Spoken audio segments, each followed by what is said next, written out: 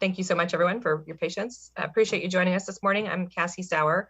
I'm the CEO of the Washington State Hospital Association, and we've got a big and really good panel today.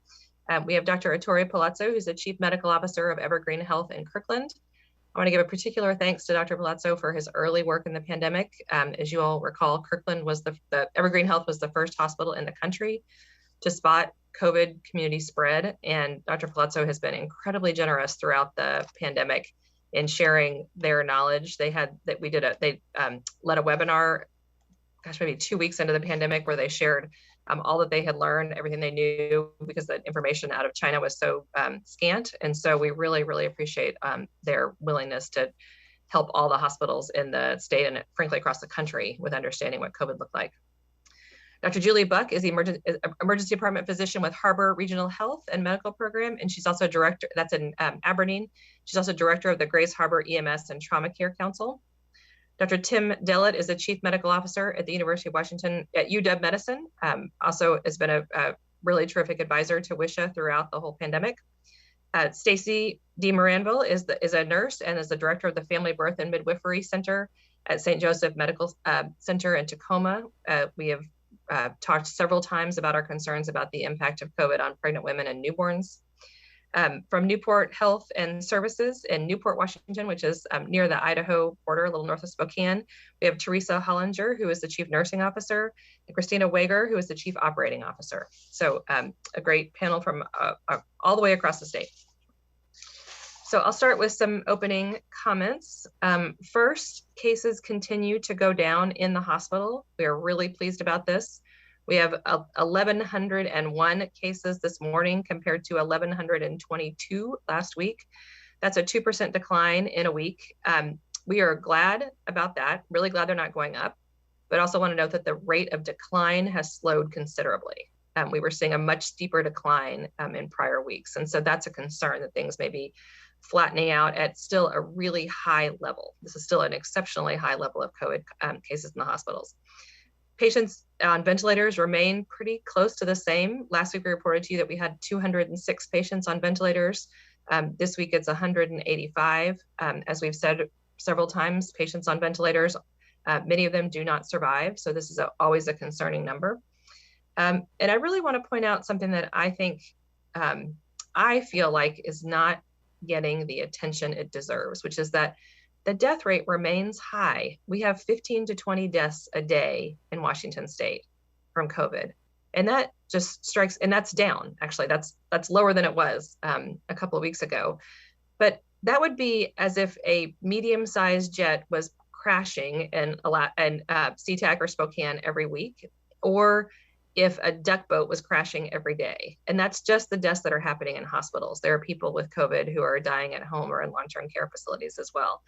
So that is, it feels to me like the world has sort of moved on from COVID deaths. And I think it's really worth noting how many people are dying every day, and the tragedy for them and for their families, their children, as we're seeing more and more parents who have young children die, their parents, their grandchildren, just that it's a community tragedy that I think is going unrecognized right at this moment. So really want to point that out as something that, that is our ultimate goal, is to prevent hospitalizations and most especially deaths. And these are folks that are getting all the treatment available, the best treatment we can give them, and they're still dying. And so this is a deadly disease, and I think people have kind of seem to be forgetting that.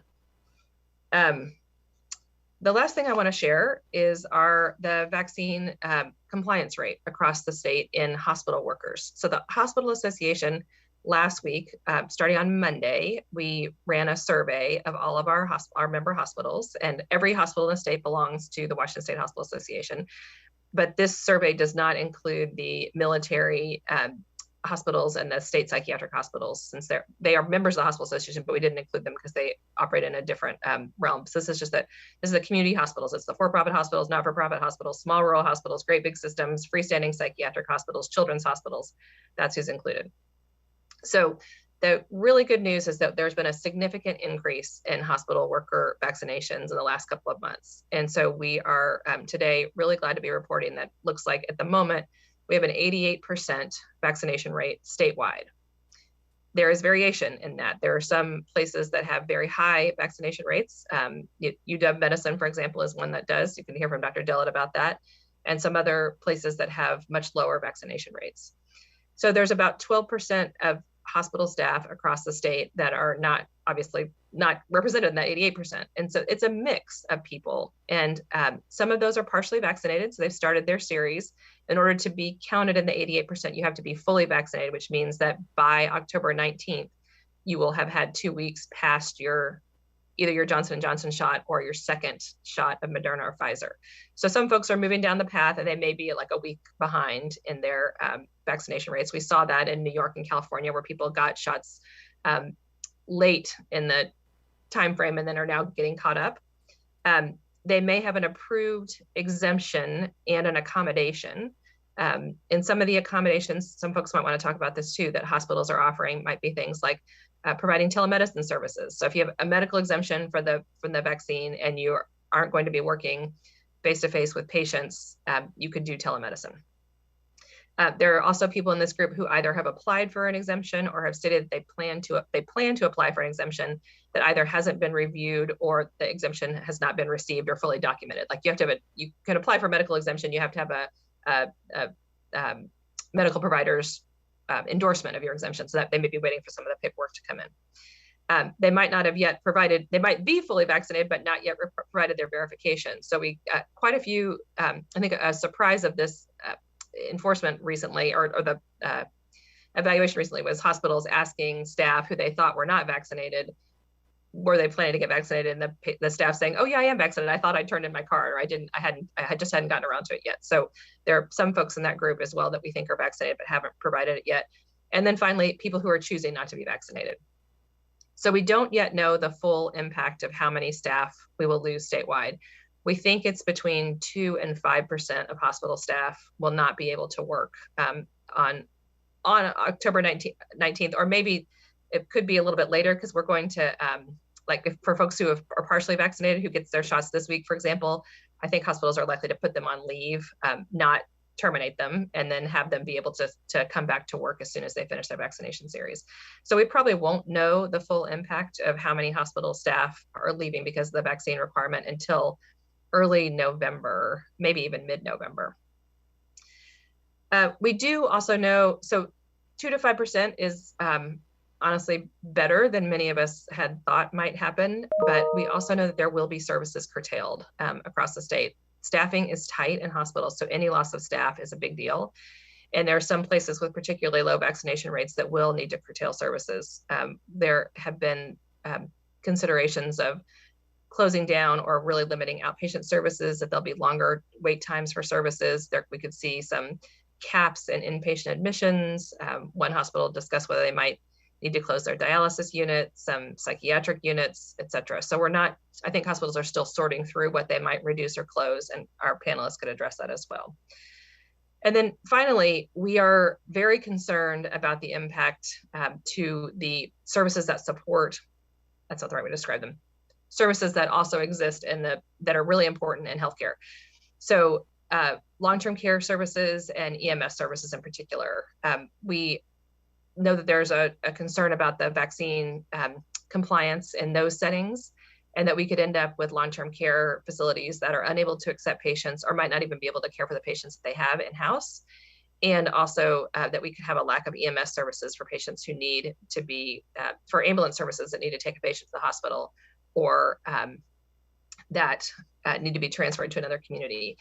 I have a friend whose mom had a stroke a couple of weeks ago, and the firefighters came to evaluate her and said, it's going to be a while before an ambulance can get here. You should take her yourself to the hospital, which was something I had not heard of. And I think that was in the city. I think that's a concern and something we may see more of, as people being advised to take themselves to the hospital if the EMS is unable to handle it. Or if EMS is really aimed towards the highest need, folks who are in traumatic care. So that is the update about the vaccine requirement. And we do have a question about that that says, so people could answer this. It says the press release from WSHA anticipates that 2 to 5% of hospital staff could leave the workforce because of the vaccine requirement. Could the panel talk through the timeline of the process that will apply to those who have not provided verification or who have said they will not be vaccinated? So I'll answer this and other folks can answer it as well. Per the governor's requirement, you cannot work on October 19th if you have not been vaccinated or provided proof or gotten an exemption and accommodation. I think a lot of hospitals, and folks can talk about this as well, are putting people on leave rather than terminating them because the hope is that people will get vaccinated. And so then they could come back to work pretty quickly and not have to go through the reapplication, re-enrollment into the workforce process. It's also important to know that the federal mandate is starting. We don't know for sure when, but we expect to get the rules on the federal mandate pretty soon. And so that's going to apply to all healthcare settings. When the governor first issued his vaccine requirement, there was a concern that people in Washington would leave for other states, but with a federal requirement, it's going to be across the country.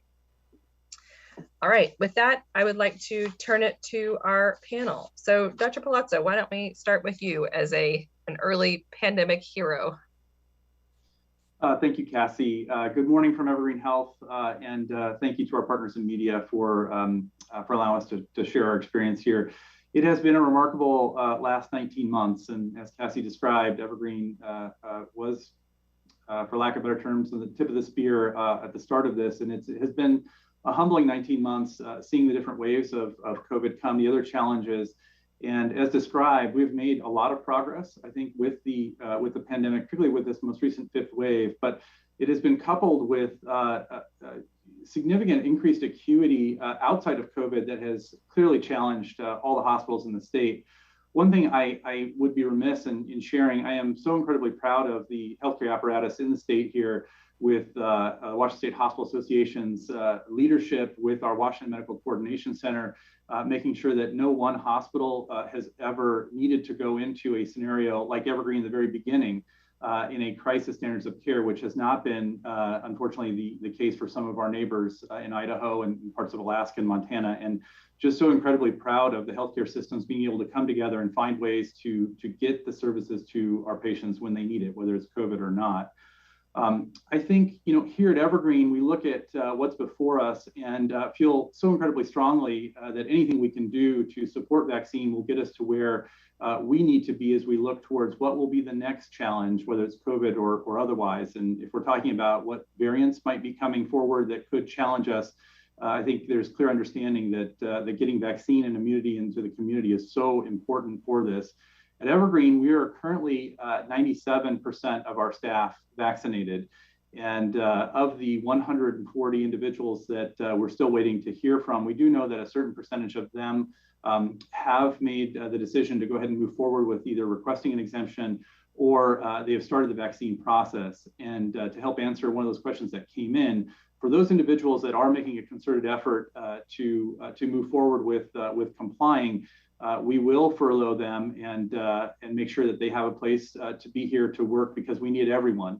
But noting that they will not be able to see patients or provide services until they have that full vaccine status. For those that have made a clear decision that this is not what they want to do and feel that they need to move on from healthcare, then there is a path forward for us to be able to allow them to move on. And I just reiterate that we have done everything we can to share how important we believe a vaccine is in this whole effort, and working with every one of our staff members in a just culture, respectful, thoughtful way, because we understand everyone is coming from a different place here. The other thing I would like to share is that the staff here after 19 months have been incredibly resilient, and I think one of the hardest things for the Evergreen staff right now has been knowing that they are doing their best to help the community, but sometimes being challenged with what their intentions are, and being a healthcare provider has been described as a hero at the beginning of the pandemic, and in some instances it's not felt that way by some of our community, and that's hard for them. We do our very best to understand, what that means for them and what processes we have here at the organization to support them and let them know that what they're doing is so important, and finding ways to let them know that we are there for them. So, with that, I just simply have to say I am humbled and honored to be able to be, part of this in Washington State, and to try to do our best here at Evergreen to support what's needed through the pandemic. I know my colleagues that will be talking, I believe, feel the same way. And I'll go ahead and yield my time. Happy to answer questions, but allow some of my other colleagues to comment as well. Thank you, Dr. Palazzo. I think that's a great segue to Dr. Buck to talk about what your comments about how the frontline providers are feeling. So Dr. Buck, why don't you take it away? Dr. Buck, you're muted. Thank you. Almost 2 years and I'm still getting the hang of Zoom. I'm Julie Buck. I work in Grace Harbor County. My main role is sort of the EMS Medical Program Director. I have worked at both of the hospitals in the county as well. For those of you who don't know us down here, Grace Harbor has 2 hospitals in the county. One is Summit Pacific, a critical access hospital. They have 10 inpatient beds and 10 ED beds. The other hospital is Harbor Regional Health, formerly known as Grace Harbor Community Hospital. And in good times, we've got 49 beds open to admit to. There's 19 beds in the ER, but they have rarely ever been fully staffed. So they tend to run out of 10 rooms in the ER as well. Both are having pretty severe nursing shortages right now. In addition to as high a COVID numbers as we've seen throughout the pandemic. Our COVID numbers, we got spared pretty early on, but now we're seeing pretty substantial rates. Both of the hospitals have had to close inpatient beds. Community hospital actually closed an entire floor, so they have half the admitting beds they usually have. And Summit Pacific has also had to close inpatient beds to mobilize nursing to cover the ER. We've lost a lot of nurses over the last few months.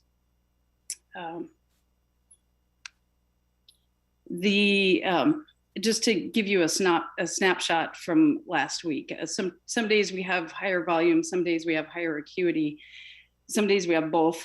One day last week, we had a community hospital, which is the larger of the two. They had 3 nurses in the ER, 1 tech, 1 provider, 4 intubated patients, no RT on staff for the past week. They sort of had a domino effect of being short-staffed for RT, and one after the other quit. They had respiratory therapist. Respiratory therapy, yes. So the people who manage the intubated patients, the actual mechanics of the vents. They had 4 intubated patients in the ER, 3 others, in addition to those 4 waiting for transfer, for a total of 21 patients being managed by the 3 nurses and 1 provider. Summit Pacific, who doesn't even keep respiratory therapists on staff, had 3 intubated patients they were trying to transfer as well. This has put a ton of strain on all of the hospital staff. There's not just a nursing shortage staff, but I'm sure people all across the state have experienced housekeeping, the registration, respiratory therapists, just every role in the hospital is understaffed at this point. This has a downward effect as far as EMS goes. With all of those patients boarding in the ER, they actually can't continue to accept the volume from pre-hospital that they normally would. So 6 months ago, I'd say our hospitals virtually never went on divert. It just wasn't a thing we could do because we're so remote. That has become almost the norm. Community just came off of divert that lasted almost a week. Sorry, my throat's dry. So that affects EMS because now what's typically a 45-minute transport has turned into an hour and 45-minute transport. With the EMS crews being out of their districts longer, there's longer turnaround times to get to the next call. Sorry, that old demented dog. 1 second.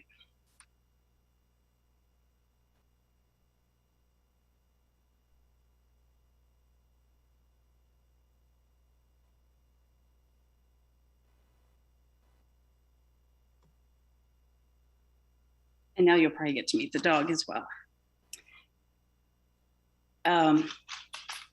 So we tend to have anywhere from 10-minute to hour transports for EMS on a normal day. If we have to transport out of county because everyone's on divert, that adds at least an hour transport time. So we're talking up to 2 hours from the site of the response one direction. That puts an additional strain on our neighboring counties. We know that it's the hospitals that are usually our receiving hospitals are also overwhelmed, and we're trying to transfer more patients to them when they really don't have the space for the patients that are coming in their own door. So it's kind of this snowball effect that has put a ton of strain on everyone involved. I have some numbers for how many COVID patients community admitted in September. There was a total of 31 COVID positive admissions. 7 were vaccinated. 10 of those patients expired and 2 were transferred. In October, it looks like those numbers are leveling off, but the September numbers were the highest admit rates that we'd had for COVID at this point. And we come from a county that I think we finally cleared 50% vaccination rate, but we haven't hit 60 for sure. So we're struggling with the vaccine hesitancy as well. Thank you, Dr. Buck.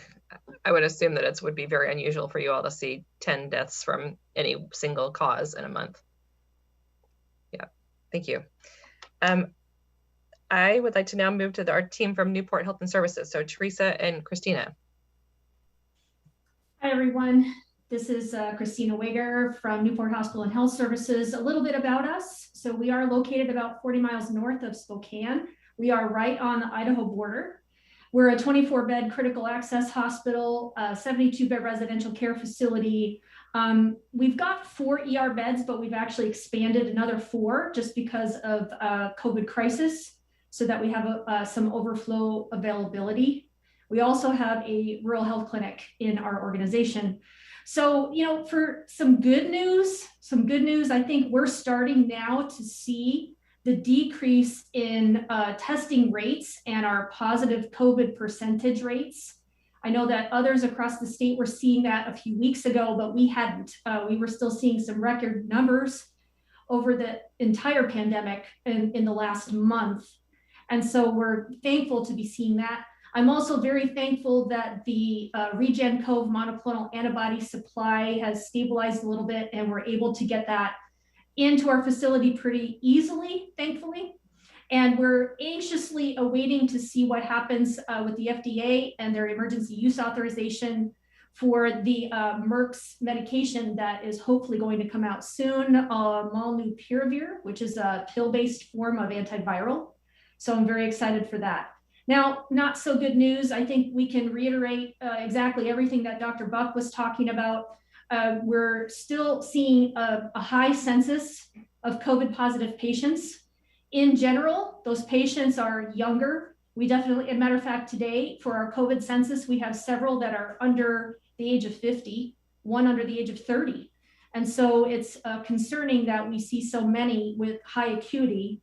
So when we mean high acuity, we mean patients on BiPAP, high flow, or ventilated. We typically do not have that level of care here. We don't usually offer ICU level care, so we don't have respiratory therapy typically. So we have had to kind of brush off some skills that a lot of people may not have used since their student days, and try to do the best that we can to take care of these patients, because again, there's still no place willing or able to accept them for transfer because ICUs on the east side are still pretty full. So I think the other thing that we wanted to mention is that we are continuing to see a significant number of people who are waiting for care. So they become sick and they get themselves to a point where they realize that they could be in trouble. And so we just want to make sure that people know that if they are sick, they should contact their providers as soon as possible to make sure that they get the treatment that could potentially prevent them from getting hospitalized or getting more ill. And what I think is inspiring news, difficult, but still inspiring, is that, you know, those of us that have worked in rural healthcare for a long time, we've always had to be resourceful and creative and independent because we don't have the high amount of resources that a large facility has. And we're absolutely seeing those very traits right now with staff taking care of these ICU level patients. They've been amazing. You know, they see a need and they fill a need, and they know that this is what we need to do for our community. So it's been very good to see. But on the flip side, a lot of overtime, a lot of emotions. You know, we've in the month of September, Pend Oreille County saw more COVID deaths in just the month of September than we did in all months prior to September for COVID. And that's very hard on the staff to see that. That's not something that we're accustomed to, and it's very disheartening. But again, people are coming in, they're doing everything they can to provide the best care for these patients. And it's very inspiring for me to see. And so I'm going to turn over to Teresa to talk a little bit more about how we're trying to motivate staff in what we're seeing. So I'm Teresa Hollinger, and I am relatively new to the area. I have the unique perspective of coming from a rural hospital in Illinois and joining Newport Hospital and Health Services earlier this year. And it's been really eye-opening to see the differences. Illinois, I think, had in the rural community a little bit higher surges earlier on than the rural Washington. We're a bit more spread out, I believe. Mm-hmm. People tend to own more property and aren't as communal. And so I think these surges are particularly difficult. With that, I also see a big difference in the vaccine rates. I think earlier adopters in Illinois versus Washington. Initially, before the mandate, we were at about a 35 to 39% in Pend Oreille County. Now we're currently up to only about 42% in the county. Now inside the hospital and the health services area, we've gone from initially right around 42%, and now we're upwards of 80% vaccinated staff. But there have been numerous challenges with the length of the pandemic. As long as it has been, we have seen a lot of toll on the mental, emotional state of staff. It's been very difficult. There's less of the social things that keep us bonded at work. There are fewer of those, you know, there's no potlucks, there's no none of the celebratory stuff that really, they're simple, but it does keep us together. And so it's had an impact. We've seen a number of people that are making new life choices because the pandemic's been going on for some time. Many people waited to make any moves and to change a location or to move to a new state. We're seeing more of that now, as well as seeing the high number of folks that are choosing to either not submit for an exemption or not get vaccinated. So our staffing is very, very tight, particularly for us on the night shift, which is causing us, we're reducing procedures, we're moving staff into departments that they don't normally work. They're having to brush up on skills that may have, you know, if they might be a surgery person, they have to brush up on skills to work in the emergency department or to work in the acute care area, because we just don't have enough staff to be able to staff each of those areas independently. We are offering a number of different incentives where we've done a market adjustment that will be rolling out shortly in order to keep competitive with wages. We are offering incentives for staying with us through to November, getting us through the mandate. We are offering $10 an hour to flip from a day shift to a night shift on top of other incentives. We're offering double time for over your profiled hours. We're offering double time and a half for over 40 hours.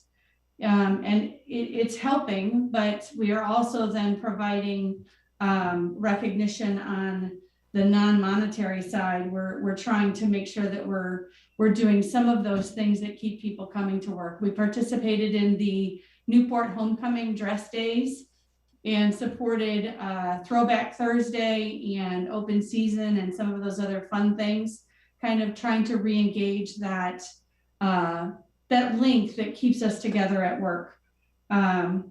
It's been pretty challenging.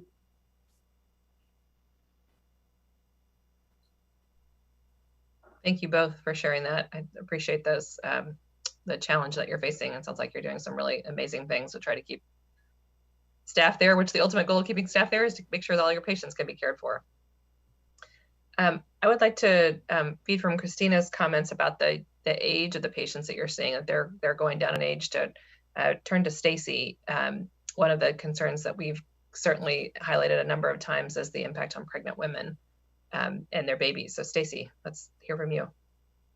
Thank you. I'm Stacy D. Moranville. I'm the nursing director for the Family and Midwifery Birth Centers at St. Joseph's Medical Center in Tacoma.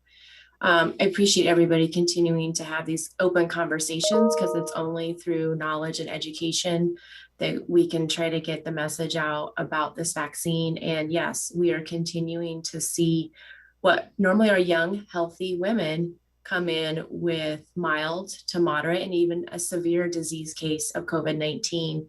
And these are rare instances, but they are very impactful. And no one wants to believe that, you know, they could end up in an ICU bed pregnant because of COVID-19. And so the fear that came out when this vaccine was first launched still lingers on, even though we're seeing data from ACOG and maternal fetal medicine, the CDC and WHO are all saying it's a safe vaccine. It's necessary to protect you as a high-risk patient, because pregnancy does make you high risk, even if you're perfectly healthy prior.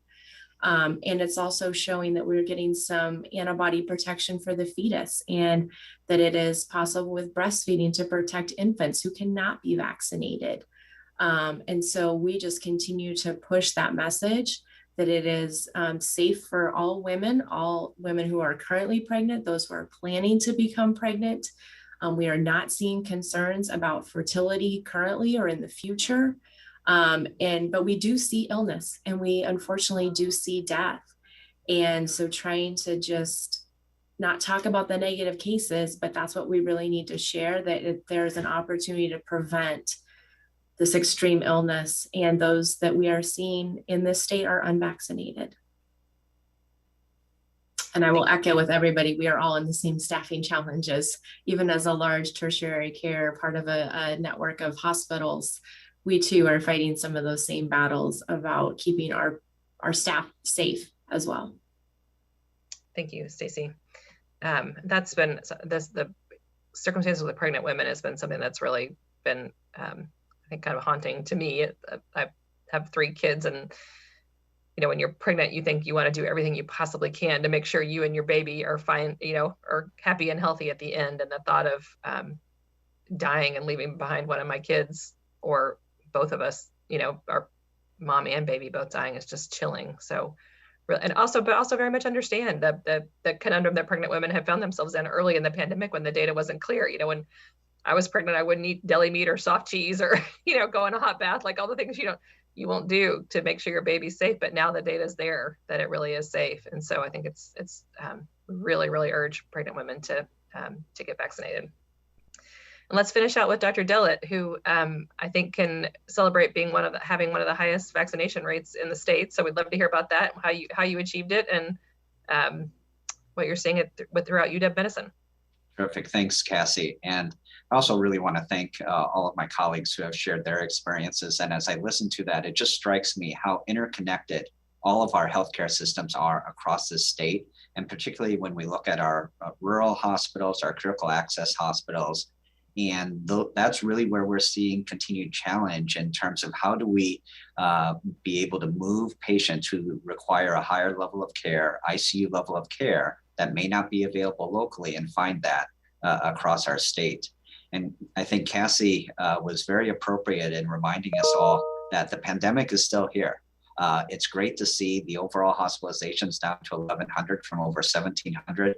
And we've seen that within our system now with our inpatients. We're at 55 to 60 patients a day compared to 90 to 100 in early September. But we're holding right there. And half of those individuals end up in our ICUs and are critically ill. So it is still having an impact.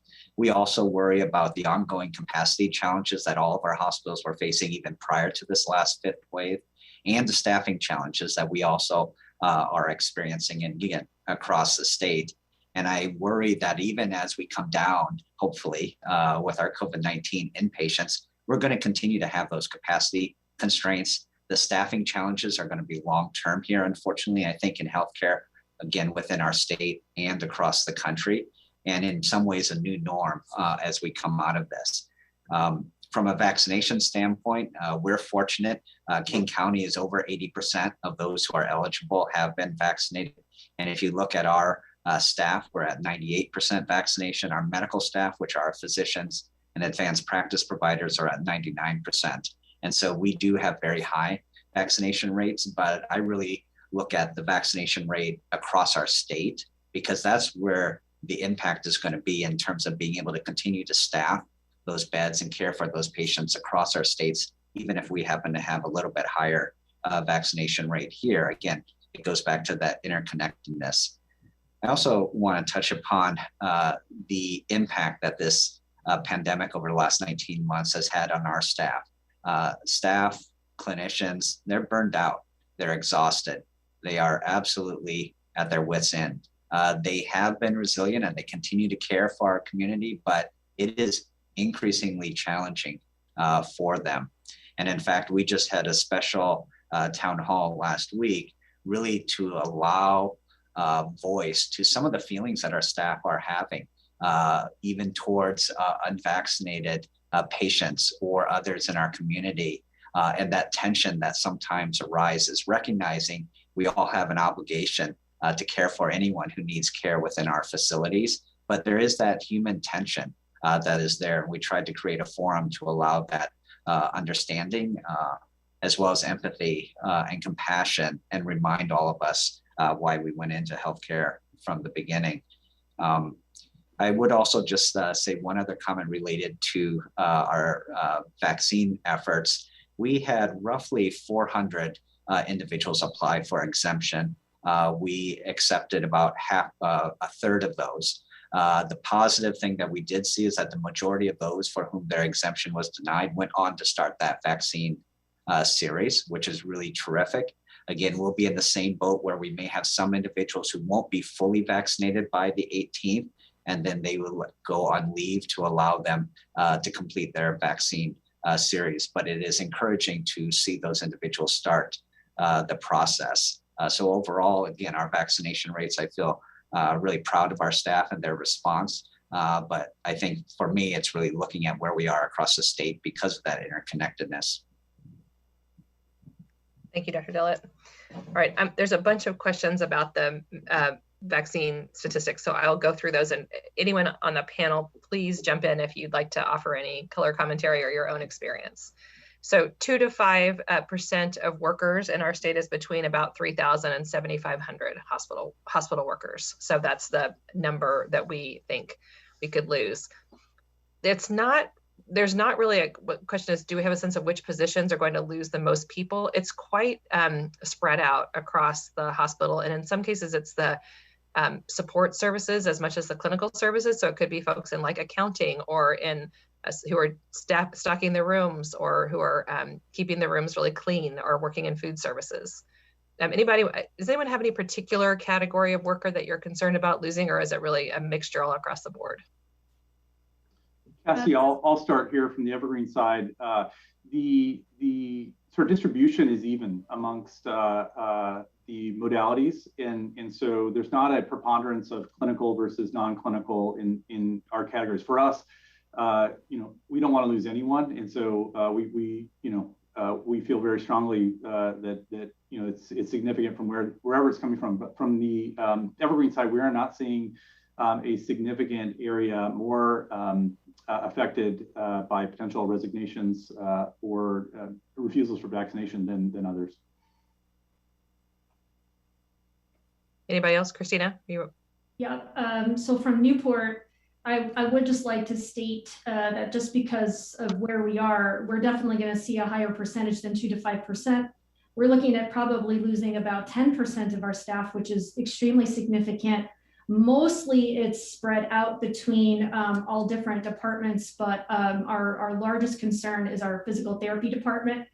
We're looking at probably losing 50% of our physical therapy department. The impact on the community is that they will have to seek services closer to town, which adds a drive of about an hour for them when they could be coming, 2 to 3 times a week.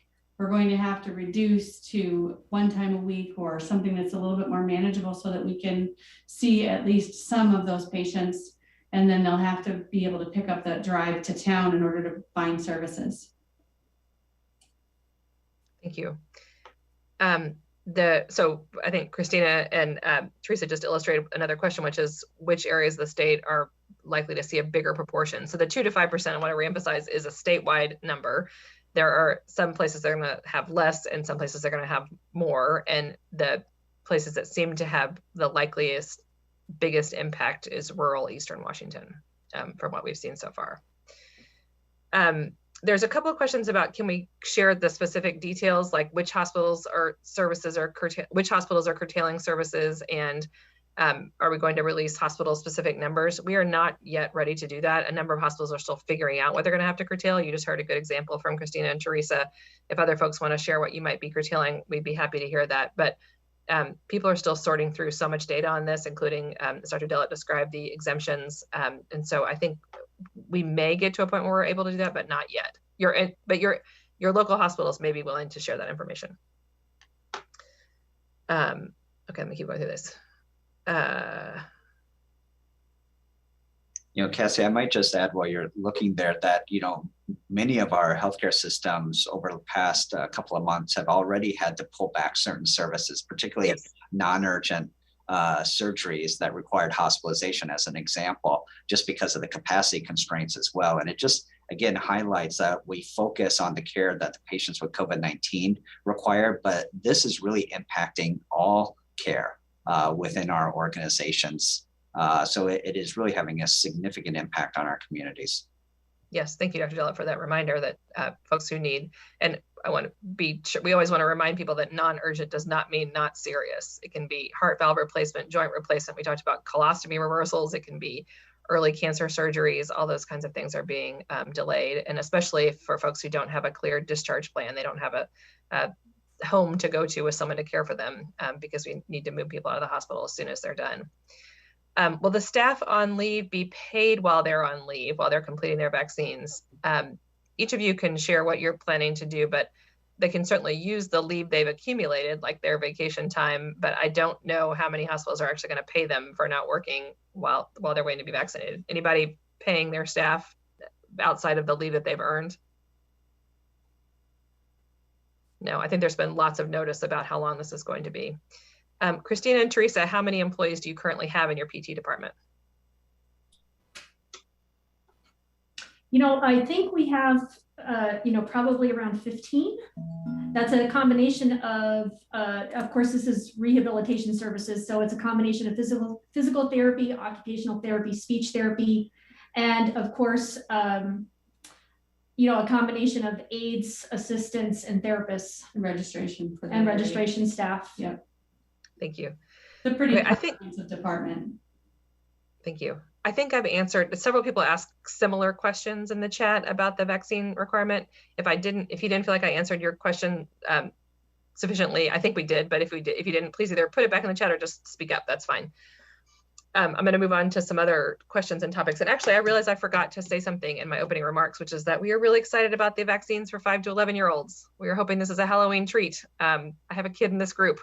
I've said before, if anyone wants a video of a kid getting vaccinated, my kid will, I say enthusiastically, he probably says reluctantly, be willing to be filmed getting his shot. I think we're going to hopefully go with some of his friends. So I'm really looking forward to it. How many hospitals are being, I think, Dr. Dillon, I'm going to send this to you as a major transplant hospital. How many hospitals are being advised to provide transplants to those who are vaccinated over, I assume this means over unvaccinated? Do they have the autonomy to make these decisions on their own? And is there guidance on how to do so? So Dr. Dillon, can you describe how you're handling transplants for unvaccinated folks and whether you actually have very many people that are unvaccinated that are seeking transplants? Because one of the things we've heard is that most people who are that sick have gotten their gotten their vaccines as fast as they could. Yeah, I think I want to focus on our solid organ transplant program. And if you recall, that is a group for which the third dose was recommended very early based on the data that because of their immunocompromised state and the immune suppressive medications that they often take post-transplant, they're not able to mount a response to the vaccine as an otherwise healthy individual would. And so when you look at that population, we actually require COVID-19 vaccination as part of the pre-transplant evaluation for our solid organ transplant population. And it's not unique to COVID-19. There have been longstanding other vaccine requirements, other healthcare requirements around alcohol use, substance use, really all with the goal to have a successful transplant. And COVID-19 vaccine just is an additional tool that we now have data to support, both its safety, but also its importance for that population. So it is a requirement for patients to undergo solid organ transplant within our facilities and be vaccinated with COVID-19. Thank you. And just to remind folks, there is a real shortage of organs for transplantation. So you want to do every single thing you possibly can to make it as successful as possible. Do we have stats on how many pregnant women have died of COVID or been hospitalized with it statewide? Stacy, do you know? I do not know. No, I don't know about statewide data. The Department of Health runs a maternal mortality and morbidity program. And so I would look to them. I believe they are tracking this. I don't know. I don't know the answer. Cassie, I might add, there was a study published at the beginning of this year that came from the University of Washington through their collaborative that they were doing through the pregnancy assessment. And in that data, which was from March until, I believe it was like a 4-month period in 2020, that actually looked at 240 pregnant patients that were that had contracted COVID-19 and what their ultimate outcomes were. And the case fatality rate showed a 13.6-fold increased risk. So I believe there were, I'm just looking at it right now, I believe there were a total of 3 patients in that study of the 240, but I'd have to confirm. So that is published in the American Journal of Obstetrics and Gynecology. So I don't have more recent data though. Thank you. And what I've understood, Dr. Dillon, please jump in here, is that Delta is proving more serious and fatal for some pregnant women than the prior strains of COVID. Yeah, and certainly the ease of transmissibility. And and we have from the beginning, and national maternal fetal medicine societies, particularly for healthcare workers who are pregnant. So they always had recommended that if you were in a high risk occupation or at risk of exposure to COVID-19, that their benefits outweighed the potential risk to be vaccinated. And now we have more and more data showing that impact, both in terms of the impact of COVID-19 on women who are pregnant, but also the impact on preterm labor, other impacts around the overall health of the baby as well. And so we absolutely want to encourage and recommend that all pregnant women be vaccinated against COVID-19. Thank you. And Dr. Dillon, okay, you can totally correct me if I'm wrong about this, but I feel like I read an article recently showing that placental degradation in women with COVID being an issue as well, that whether the baby was getting enough oxygen and good blood supply through the placenta was becoming bigger and bigger concern. Yeah, I believe that's correct as well. And so again, a lot of benefits. And so I really need to encourage all, and I understand the hesitancy, just as you highlighted with your own pregnancies, and wanting to be as careful as everything, but we really do have good evidence now to support the use of this vaccine with our pregnant patients, just as we do influenza vaccine, right? We know, and we saw that in 2009 with the H1N1 pandemic and the impact that that had on pregnant women. And that's what we're seeing now as well. Thank you. And I think there's a downstream effect that isn't publicly known. That is, if you are in that state of severe disease, you may not be able to see your infant, especially if it's in a NICU. And so that separation from mom and baby, you know, we do everything we can to be able to put families together for that bonding and that healing process. But sometimes mom is just too sick or too contagious, and we can't expose our entire NICU to potentially getting COVID. And so there's a separation that has to occur to keep that population safe as well, because our NICU babies are even more susceptible than even our adult patients. And families don't think about that. And it's a hard reality to envision your baby being in a NICU, but to be able to get a vaccine and prevent that severe illness is really what we are just begging people to do. Thank you. Okay, another question about, it says having to delay care has been an issue for a while already due to the hospital surge and lack of staff. How much worse is this expected to get? It's definitely going, well, it's likely to get worse. If COVID cases keep falling, that eases some pressure on hospitals as well. So it's kind of a balance at this moment. I don't know that we know for sure, but I think we will see some more delays due to the vaccine requirement. I also just want to point out, one of the reasons that hospitalizations are going down is because people are dying. If you've got 15 to 20 people dying every day in the hospital, that does contribute to hospitalizations going down. We do not want that to be the way that hospitalizations go down. We want it to go down because people aren't getting sick. And that's another question that is here about, are hospitalizations due to COVID-19 plateauing now instead of declining? Are we actually seeing a decline post-Delta surge yet? We saw a really significant decline, as Dr. Dillett, or I can't remember, Dr. Dillett, Dr. Palazzo noted that we were up to about 1,700 hospitalizations in the state, and we're down now to about 1,100. So that's very positive move, but we were seeing about a 10% decline every week in the last few weeks, and this very past week, we only saw a 2% decline. So we're worried that the decline is plateauing. That may be too confusing of words. Does that make sense? People, please speak up if that didn't make sense. So it's still a decline, but not as sharp as it was. And that's, thank you, Ariel, that made sense. We are hoping that will get back to the more steep decline.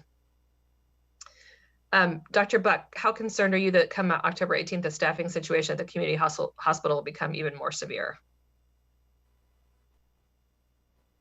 I don't have the specific numbers. Having said that, some nights there's only one nurse that's scheduled for the ER because the shortage is already so severe. So even losing one more person is going to be crippling. I haven't actually heard the numbers on how many people each hospital is expected to lose. I know that in the pre-hospital setting, there is one volunteer district that expects to lose almost everyone. So that will leave an entire area uncovered. Okay, another question about who is covered by the survey. So it is the staff of Washington State hospitals, which is both hospital, like the inpatient hospital services, but also hospitals' outpatient clinics. So it does not cover, for example, like a freestanding ambulatory surgery center, like a Proliance, that's not a member of WSHA. It doesn't cover independent physicians' offices, doesn't cover dentist offices. You know, lots of other community clinics, lots of other organizations are not included. So it's just the employees of hospitals. Anybody else want to comment on that, Dr. Dillett, Dr. Palazzo, how you're calculating your numbers, or who's in your denominator? Cassie, I think you described that accurately. So from the standpoint here, we're looking at all employees and then all independent medical staff that have medical privileges at the hospital to create that denominator. So anyone who's licensed and is privileged or employed through the organization counts. Yeah, similarly for us, it's all of our employees. And because we are also employed by the University of Washington, we're on the mandate both as healthcare workers, but also as employees of the university. And so it is quite broad. And one of the things that we're really trying to do too is also to stay in alignment and consistency across our university, for instance, as we review exemption requests, both within our medical system, but also with the university as a whole. Another question for Stacy. So can you describe, so you've got moms who do recover, but who've been very sick, and they are eventually able to go home with their babies. And what is that like about, are they still on oxygen? Are they weak? Are they able to care for their kids? What's the recovery time that you're seeing? It's very individualized on the patient and the severity of the illness. Personally speaking, for the patients we've had here, we haven't seen that need to go home on home oxygen, but there's definitely fatigue. And it can be quite a while. You're also recovering from a delivery, whether it was a C-section or a vaginal delivery. There's that normal healing, recovering process that you go through in the postpartum period. And then to add on top of that, fighting COVID-19, I can only imagine how exhausting that probably does feel. And then you have a limitation with maybe who you want to be in your home to help you. And do you have resources for people that feel comfortable coming in, especially maybe if you're still in an active disease state and you were just recently diagnosed?